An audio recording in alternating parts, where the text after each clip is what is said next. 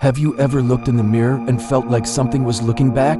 Not just your reflection, but something else, something watching. This is the story of a mirror that held a terrifying secret, a secret that almost froze one family in time forever. Our story begins with the Miller family, Tom, Sarah, and their 2 kids, 10-year-old Leo and 6-year-old Maya. They had just moved into a beautiful old Victorian house, the kind with creaky floorboards and a mysterious past. It was their dream home, full of character and potential. As they were unpacking, Sarah found something extraordinary in the attic, tucked away under a dusty white sheet. It was a massive, ornate mirror, with a dark, heavy wooden frame carved with intricate patterns of vines and flowers. It was stunning, and Sarah immediately knew where it would go. In the main hallway, where everyone could admire it. From the moment they hung it up, the mirror changed the feel of the house. It reflected the light beautifully, making the hallway seem bigger and grander. But it also had a strange quality. Sometimes, the reflection seemed delayed. You'd walk past, and for a split second, your image would linger. Tom laughed it off as a trick of the light, an optical illusion caused by the old, hand-poured glass. The kids, however, were fascinated. Leo would make funny faces, trying to catch the lag, while Maya would just stand and stare into its depths, her little face filled with wonder. One evening, about a week after they moved in, Maya came running to her mom, her eyes wide. "Mommy," she whispered, "there's a girl in the mirror." Sarah smiled, ruffling her daughter's hair. "That's just your reflection, sweetie." "No," Maya insisted, shaking her head. "She's different.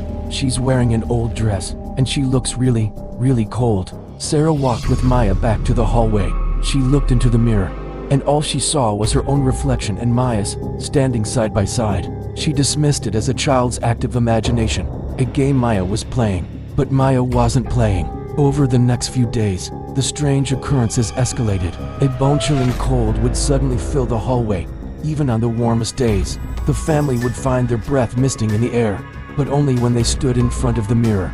One night, Tom was walking past when he saw it. Out of the corner of his eye, a flicker of movement in the glass. It wasn't his reflection. It was a pale, small figure, standing just behind where his own reflection should be. When he turned to look directly, it was gone. He tried to rationalize it, telling himself he was just tired from the move, stressed from his new job. But a seed of unease had been planted. Leo started complaining that the girl in the mirror was trying to talk to him. He said he could hear faint whispers whenever he was near it, like the wind whistling through a crack. He couldn't make out the words, but the feeling it gave him was one of intense sadness. He told his parents he didn't like the mirror anymore. He said the girl looked lonely, and her eyes were empty. The real terror began one afternoon when Sarah was home alone.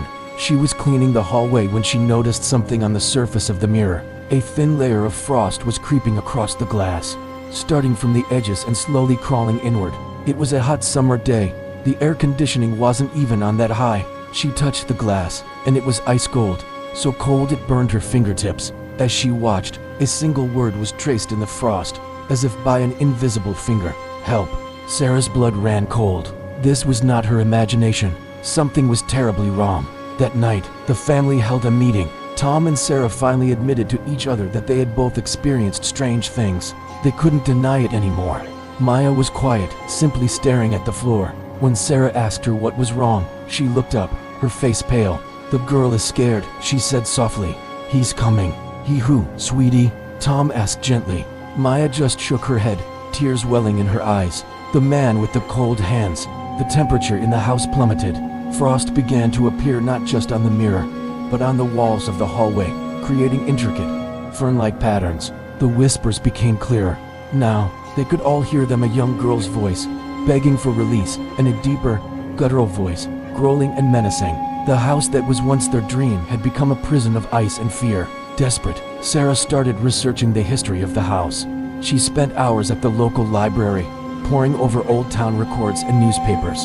And then she found it. A story from the winter of 1888. A wealthy but cruel man named Alistair Blackwood had lived in their house. He had a young daughter named Lily. The townspeople whispered that Blackwood was involved in dark, occult practices. One night, during a particularly brutal winter storm, Lily vanished without a trace. Blackwood claimed she ran away, but no one ever saw her again. Shortly after, Blackwood himself disappeared, leaving the house abandoned for decades. The article included a faded photograph of Lily. She was a small girl with wide, sad eyes, wearing a simple dress. She was the girl in the mirror.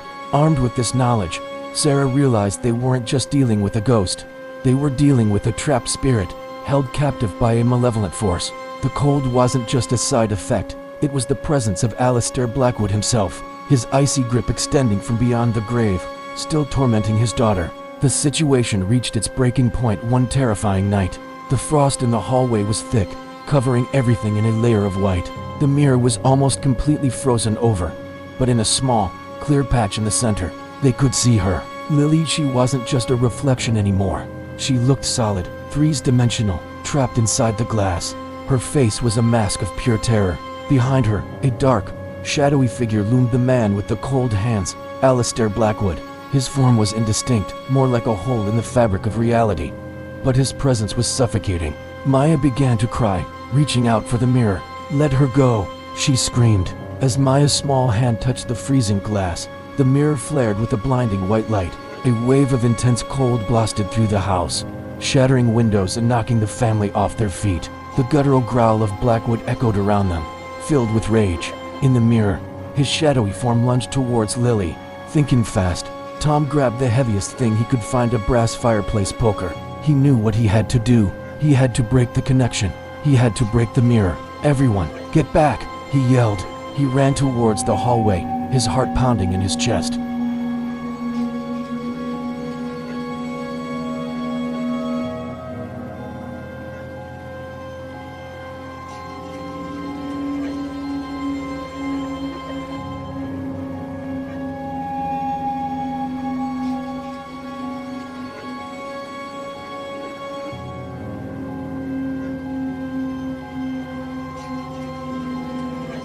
The instant it broke, a powerful gust of wind, warm and gentle, swept through the hallway, melting the frost in an instant. The oppressive cold vanished, replaced by the normal, comfortable temperature of their home. The whispering voices were gone. There was only silence. On the floor, amidst the glittering shards of glass, there was a single, perfect snowflake that lingered for a moment before melting away into nothing. The Miller family, shaken but safe, huddled together. They knew they had just freed Lily from her century-long prison. They never knew exactly what happened to the spirit of Alistair Blackwood, but his chilling presence was gone for good. They sold the house not long after. They couldn't stay there, not with the memories of what had happened. They moved to a modern, new-build home with no history, no attic, and definitely no antique mirrors. Sometimes, late at night, Maya would say she could feel a gentle, warm breeze, and she knew it was Lily, thanking them. The story of the frozen girl in the mirror became a chilling legend in their family, a reminder that some reflections are more than just glass and silver, and that sometimes looking too closely can show you things you were never meant to see. Thanks for watching. If you enjoyed this story, make sure to hit that like button and subscribe for more chilling tales. See you next time.